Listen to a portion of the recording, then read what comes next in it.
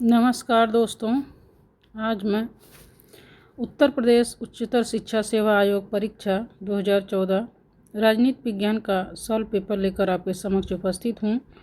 यह आने वाले असिस्टेंट प्रोफेसर यूजीसी नेट और टीजीटी पीजीटी एग्ज़ाम के लिए बहुत ही महत्वपूर्ण है। चलिए शुरू करते हैं। क्वेश्चन नंबर 1 है, भारत के किस प्रदेश में अनुसूचित जनजातियों के लिए सर्वाधिक सीटें आरक्षित हैं? तो इसमें मध्य प्रदेश होगा। भारत के मध्य प्रदेश में 6, उड़ीसा में 5 अनुसूचित जनजातियों के लिए सीटें आरक्षित हैं। ध्यातव्य है कि मध्य प्रदेश में एक अच्छी खासी जनसंख्या जनजातीय है। इस प्रदेश की जनसंख्या का लगभग 20.27% जनजातीय लोगों का है। लोकसभा में अनुसूचित जनजातियों के लिए आरक्षित सीटों वाले प्रमुख राज्य हैं झारखंड में 5, मध्य प्रदेश में 6, उड़ीसा में 5, गुजरात, छत्तीसगढ़, महाराष्ट्र में प्रत्येक में 4, राजस्थान में 3। क्वेश्चन नंबर 2, निम्नलिखित में से किस देश का संविधान अलिखित है? तो इंग्लैंड है। क्वेश्चन नंबर 3, निम्नलिखित में से कौन सा सैन्य संगठन नहीं है? तो अमेरिकी राज्यों का संगठन, ये सैन्य संगठन नहीं है। क्वेश्चन नंबर 4, निम्नलिखित में से कौन अंतर्राष्ट्रीय राजनीति के आदर्शवादी दृष्टिकोण का समर्थक नहीं है? तो इसमें जो है तीन लोग समर्थक नहीं हैं, Herbert Butterfield, E.H. Car, Reinhold near और जेम्स शॉर्टवेल जो है ये आदर्शवादी विचारधारा से संबंधित हैं। तो इसमें पूछा है इसके समर्थक नहीं हैं, तो इसमें तीन ऑप्शन सही है, इसने क्वेश्चन जो है डिलीट कर दिया गया। क्वेश्चन नंबर 5, सौदेबाजी सिद्धांत का आधार है? ऑप्शन ए सही है, संधिवार्ता। क्वेश्चन नंबर 6, यूरोपियन एकता आंदोलन का जनक कौन है? तो यूरोपियन एकता आंदोलन के जनक कनार्ड एडेनोर, जीन मोनेट तथा रॉबर्ट शुमेन हैं। ध्यातव्य है कि यूरोप में प्रारंभ हुए इस एकता आंदोलन में कई दार्शनिकों का योगदान रहा, तो इसमें एक से ज़्यादा ऑप्शन करेक्ट है, इसलिए भी क्वेश्चन डिलीट कर दिया गया। क्वेश्चन नंबर 7, भारत सोवियत संघ शांति मैत्री व सहयोग संधि पर किस वर्ष हस्ताक्षर हुए? तो इसमें ऑप्शन सी सही है, 1971 में। क्वेश्चन नंबर 8, निम्नलिखित कथनों पर विचार कीजिए। उदारवादी वर्गीय अधीनस्था के यंत्र के रूप में नौकरशाही की आलोचना करते हैं। दूसरा, नव दक्षिणपंथ नौकरशाही की स्वार्थी और आयोग के रूप में व्याख्या करते हैं। तीसरा, मार्क्सवादी खुलेपन और दायित्वबोध की कमी के लिए नौकरशाही की भर्त्सना करते हैं। तो इसमें पहला और तीसरा कथन गलत है। क्वेश्चन नंबर 9, नाटो व वर्साय संधि के बाद निशस्त्रीकरण संधि कब हुई? तो इसमें उपरोक्त में से कोई कथन सही नहीं है। प्रथम विश्व युद्ध के बाद 28 जून 1919 को वर्साय के शीश महल में वर्साय की संधि संपन्न हुई। इसका नाटो से कोई संबंध नहीं है। क्वेश्चन नंबर 10, किसने कहा कि शक्ति एक विशेष प्रकार का प्रभाव है जिसके न पालन करने पर घोर हानियां उठानी पड़ती हैं? ये रॉबर्ट डहल का कथन है। रॉबर्ट डहल कहते हैं कि शक्ति एक विशेष प्रकार का प्रभाव है जिसके न पालन करने पर घोर हानियां उठानी पड़ती हैं। ध्यातव्य है कि रॉबर्ट डहल ने प्रभाव को शक्ति का ही एक प्रकार माना है। क्वेश्चन नंबर 11, निम्नलिखित में से किस पुस्तक की रचना बेंथम ने ब्लैकस्टोन की पुस्तक the commentaries on the laws of England की आलोचना करने के लिए की थी? तो इसमें ऑप्शन ए सही है, the fragment on government 1776। Question number 12, अंतर्राष्ट्रीय संबंध में शांति अध्ययन से संबंधित निम्नलिखित कथनों पर विचार कीजिए। तो इसमें देखना है कौन सा कथन गलत है। तो इसमें जो है आयोग द्वारा इस प्रश्न को निरस्त कर दिया गया। यथोचित उत्तर जो है इसमें पहला और दूसरा, इसमें ए सही है। क्वेश्चन नंबर 13, कोलंबो समझौता 1962 का संबंध है भारत चीन सीमा विवाद से। Question number 14, dilemmas of politics नामक पुस्तक के लेखक मार्गरेट थाऊ हैं। क्वेश्चन नंबर 15, निम्नलिखित में से कौन सा सीटों का एक अंग नहीं है? तो सभा, जबकि परिषद, सचिवालय एवं कार्य समूह, पहरुआ समितियां ये सीटों के अंग हैं। क्वेश्चन नंबर 16, कूटनीति के बारे में निम्नलिखित में से कौन सा गलत है? तो इसमें ऑप्शन सी सही होगा, कूटनीति तभी प्रासंगिक होगी जबकि पूर्ण असहमति हो। क्वेश्चन नंबर 17, ब्रिक्स शिखर सम्मेलन का आयोजन ब्राजील में हुआ था? तो ये जो है 2010 में। क्वेश्चन नंबर 18, निम्नलिखित में से लोक प्रशासन के किस विद्वान को नोबेल पुरस्कार प्राप्त हो चुका है? तो ये हर्बर्ट साइमन को। Question number 19, the new state नामक पुस्तक की रचना MP फॉलेट ने की है। क्वेश्चन नंबर 20, निम्नलिखित में से कौन सा अनौपचारिक या अंगूर लता संचार का उदाहरण है? तो ये उपरोक्त सभी एकल छोर गप्पे मारना संभावना। क्वेश्चन नंबर 21, अपवाद के सिद्धांत का प्रतिपादन किसने किया था? तो इसमें ऑप्शन ए सही है, टेलर ने। क्वेश्चन नंबर 22, कौन सी विचारधारा यह प्रतिपादित करती है कि उत्पादन में वृद्धि के लिए व्यक्तिगत पुरस्कार तथा पहल का सहारा लिया जाना चाहिए? तो ये ऑप्शन सी सही, स्तेफानोवाद। FW टेलर का वैज्ञानिक प्रबंध आंदोलन पूर्व सोवियत संघ में स्तेफानोवाद के नाम से जाना जाता है, जो यह प्रतिपादित करती है कि उत्पादन में वृद्धि के लिए व्यक्तिगत पुरस्कार तथा पहल का सहारा लिया जाना चाहिए। क्वेश्चन नंबर 23, भारत पाकिस्तान संबंधों के संदर्भ में लिखित कथनों पर विचार कीजिए। तो इसमें ऑप्शन ए सही है, शक्तिशाली राज्य द्विपक्षीय बातचीत को विशेष प्राथमिकता देते हैं, जबकि कमजोर राज्य बहुपक्षीय पद्धति को चाहते हैं। इसमें यही कथन सही है। क्वेश्चन नंबर 24, 20वीं शताब्दी के 7वें दशक के पूर्वार्ध में किसने प्रजातंत्र के लिए नागरिक नामक आंदोलन चलाया था? तो ऑप्शन सी सही, जयप्रकाश नारायण ने।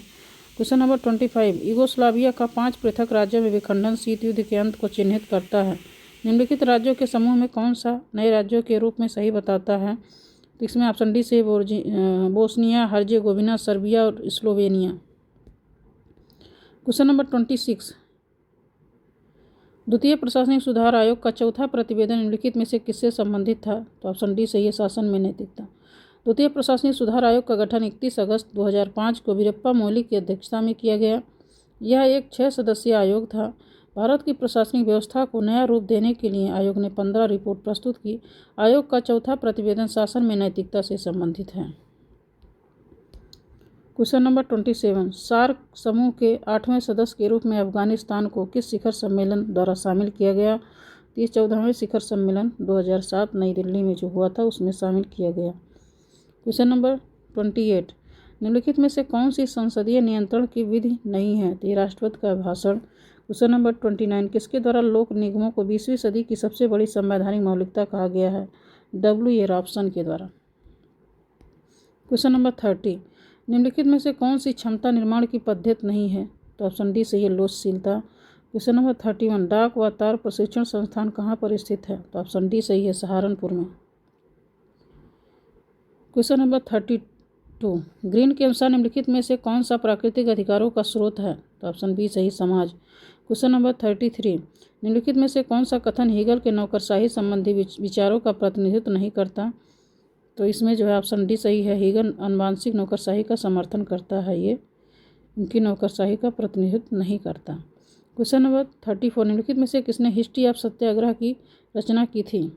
तो इसमें कोई ऑप्शन सही नहीं है, इस प्रश्न को भी डिलीट कर दिया गया है। क्वेश्चन नंबर 35, किसके संसर्ग ने एम.एन. राय को मैक्सिको में मार्क्सवाद अपनाने के लिए प्रेरित किया था? तो ये माइकल बोरोडिन।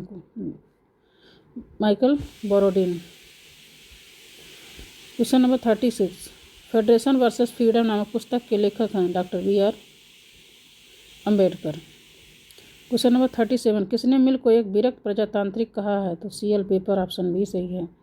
क्वेश्चन नंबर 38, निम्नलिखित में से कौन सी पुस्तक की रचना जॉन लॉक ने नहीं की थी? तो ऑप्शन ए सही है, Persian letter. Persian letter 1721 John Locke की रचना नहीं है, इसकी रचना मॉन्टेस्क्यू ने की थी। क्वेश्चन नंबर 39, निम्नलिखित में से किस पुस्तक में रूसो ने सामान्य इच्छा की अवधारणा का उल्लेख किया है? तो दी सोशल कॉन्टेक्स्ट 1762 में। क्वेश्चन नंबर 40, डेविड एप्टर के अनुसार निम्नलिखित में से कौन सी राजनीतिक विश्लेषण की महत्वपूर्ण परंपरा नहीं है? तो ये एक सदनवाद। क्वेश्चन नंबर 41, निम्नलिखित में से कौन संरचनावादी नहीं है? तो ग्रीन, जबकि दुर्खिम, वेबर और मार्क्स हैं। क्वेश्चन नंबर 42, किसने विचारधारा को भ्रामक चेतना कहा? तो कार्ल मार्क्स ने, ऑप्शन बी सही है। क्वेश्चन नंबर 43, तुलनात्मक राजनीति के क्षेत्र के बारे में निम्नलिखित में से कौन सा कथन गलत है? तो ऑप्शन ए ये गलत है, तुलनात्मक राजनीति आदर्श राज्य की स्थापना करती है, जबकि तुलनात्मक राजनीति विश्व को कम भ्रांतिपूर्ण बनाती है। तुलनात्मक राजनीति इस पूर्वाभास में मदद करती है कि विश्व की ओर अग्रसर है। तुलनात्मक राजनीति उन संस्थाओं और प्रथाओं को बनाती है जो हमारी अपनी से बेहतर या बदतर हैं। 44 कैपिटलिज्म, सोशलिज्म और डेमोक्रेसी नामक पुस्तक की रचना किसने की है? तो ऑप्शन ए सही है, शुम्पीटर ने। क्वेश्चन नंबर 45 लोकतंत्र में किसका प्रकार हित स्पंदन है? तो ऑप्शन सी सही है, दबाव समूह। क्वेश्चन नंबर 46 तुलनात्मक राजनीति के दृष्टिकोण के रूप में संस्थापरकवाद इस तथ्य से सीमित है कि शक्तिधारक जो निर्णय लेते हैं वह संस्थागत मानकों द्वारा स्वीकृत होते हैं पर निर्धारित नहीं, और सभी देशों में लोकतांत्रिक व्यवस्था नहीं होती, सभी देशों में लिखित संविधान नहीं होता है। तो इसमें ऑप्शन डी सही है, 1 और 2 कथन। क्वेश्चन नंबर 47 किस राजनीति शास्त्री ने सामाजिक गतिशीलता, सामाजिक विभेदीकरण, आर्थिक परिवर्तन, राजनीतिक परिवर्तन को आधुनिकीकरण की विशेषताएं माना है? तो ये एसन आइजेनस्टाइन। क्वेश्चन नंबर 48 निम्नलिखित में से कौन सा राजनीति शास्त्री राजनीतिक विकास की अवधारणा से संबंधित हैं? टिल्चमैन एवं हेराल्ड लास्मेट दोनों विचारक राजनीतिक विकास की अवधारणा से संबंधित हैं। इस प्रकार इस प्रश्न को भी आयोग ने निरस्त कर दिया। क्वेश्चन नंबर 49 निम्नलिखित में से कौन सा सुबर्ट द्वारा प्रशासकों की कोटियों में सम्मिलित नहीं किया गया? तो ऑप्शन ए सही है, लोकतांत्रिक। क्वेश्चन नंबर 50 चुनाव सुधारों हेतु भारत में किस वर्ष जगन्नाथ राज समिति का गठन किया गया था? तो 1971 में।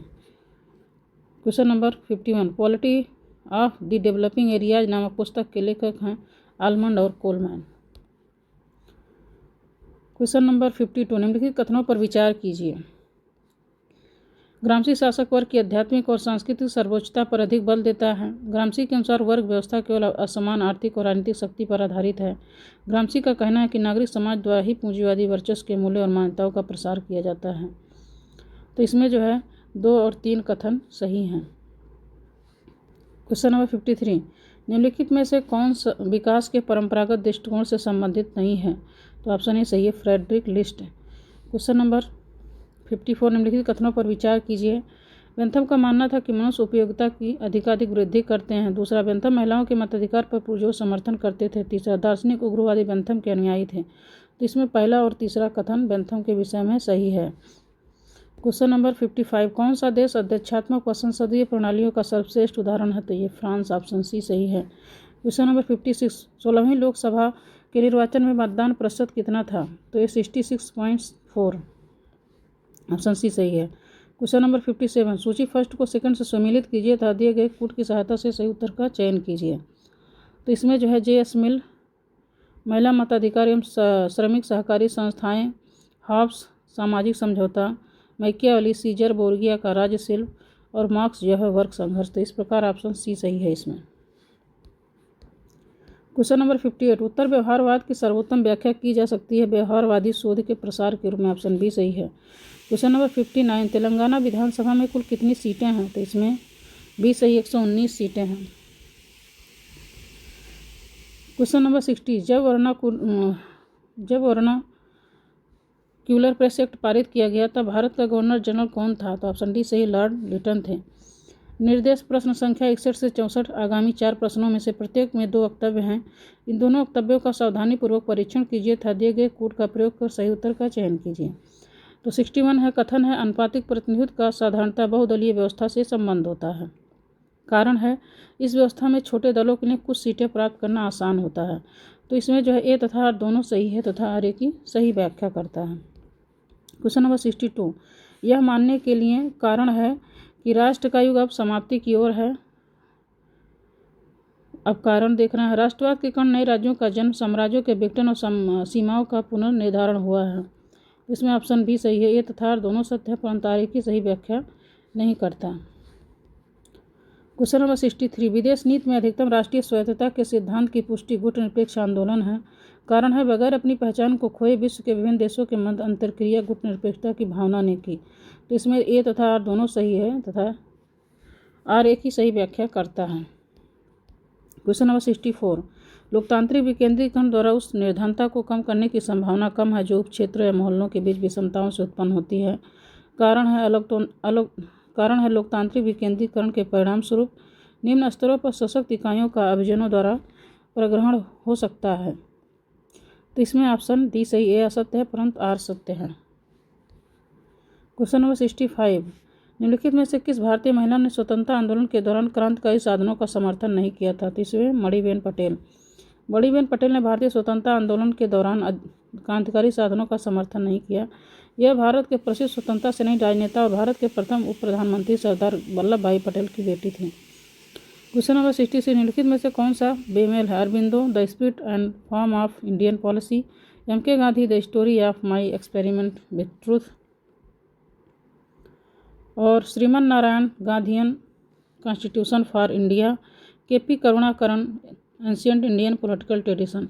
तो ऑप्शन डी इसमें सही होगा। Ancient Indian political tradition K P. Karunakaran की रचना नहीं है बल्कि कौशल किशोर मिश्र की है। मॉडर्न इंडियन पॉलिटिकल ट्रेडिशन के पुस्तक के लेखक हैं के.पी. करुणाकरण। क्वेश्चन नंबर 67, निम्नलिखित में से कौन भारतीय संविधान सभा का सदस्य नहीं था? तो ऑप्शन सी सही है, वी.एन. राव। क्वेश्चन नंबर 68, भारतीय संविधान के किस अनुच्छेद में संसद साधारण बहुमत से विधि पारित कर संशोधन नहीं कर सकती? तो अनुच्छेद 312। भारतीय संविधान का अनुच्छेद 312 नवीन अखिल भारतीय सेवाओं के गठन से संबंधित है, जिसके लिए राज्यसभा द्वारा 2/3 बहुमत से पारित होना चाहिए। इसके अलावा अनुच्छेद 54, 55, 73, 162, 241, 368 तथा 7वीं अनुसूची की कोई सूची संसद में राज्यों का प्रतिनिधित्व आदि में भारतीय संसद साधारण विधि से संशोधन नहीं कर पाएगी। इसमें 2/3 बहुमत की जरूरत पड़ती है। क्वेश्चन नंबर 69, निम्नलिखित में से कौन विषय संघ सूची का विषय नहीं है? तो ये विवाह एवं तलाक, ये जो है समवर्ती सूची का विषय है। क्वेश्चन नंबर 70, उत्तर प्रदेश में कितनी बार राष्ट्रपति शासन लागू किया गया? तो इसमें कोई भी ऑप्शन सही नहीं है। इसका उत्तर सही होगा, 10 बार राष्ट्रपति शासन लागू किया गया उत्तर प्रदेश में। पहली बार शासन 25 फरवरी 1968 में लागू किया गया था और अंतिम बार यह 2002 में लागू किया गया। तो आज हम लोग UPSC 2014 का पेपर सॉल्व किए। आप लोग इसका एक बार रिवीजन अवश्य करिएगा, ये आने वाले एग्ज़ाम में बहुत ही उपयोगी होगा। Thank you.